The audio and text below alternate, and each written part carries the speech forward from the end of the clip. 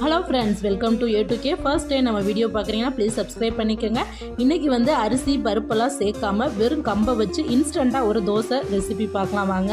1.5 cup கம்பு எடுத்திருக்கேன். இதை நல்லா கழுவிட்டு 3லேருந்து 4 மணி நேரம் ஊற வைக்க போகிறோம். அதில் 7 வரமிளகாயும் சேர்த்து ஊற வச்சு எடுத்துக்கலாம். இப்போ பாருங்கள், நல்லா 4 மணி நேரம் ஊறிடுச்சு. இதை மிக்ஸி ஜாரில் சேர்த்து அரைச்சிக்கலாம். இதில் 7 பல்லு பூண்டும் கொஞ்சோண்டு சோம்பு சேர்த்து தேவையான அளவு உப்பு சேர்த்து நல்லா அரிசி மாவு பதத்துக்கு அரைச்சிக்கலாம். காலையில் வீட்டில் இட்லி தோசைக்கெல்லாம் மாவு இல்லை அப்படின்னா இன்ஸ்டண்ட்டாக இந்த தோசை ரெசிப்பியை நம்ம ட்ரை பண்ணி பார்க்கலாம். காலையில் அரைச்சி வச்சு ஈவினிங்கும் இதை ஊற்றிக்கலாம். இதுக்கு அடை தோசை மாதிரி வெங்காயம், பச்சை மிளகா, கொத்தமல்லி இதெல்லாம் சேர்த்து நல்லா அடை தோசை மாதிரி ஊற்றி சாப்பிட்லாம். ரொம்ப டேஸ்ட்டாக இருக்கும். மிஸ் பண்ணாமல் ட்ரை பண்ணி பாருங்கள். இந்த மாதிரி ஹெல்த்தி ரெசிபிஸ் தேவைன்னா A2K சப்ஸ்கிரைப்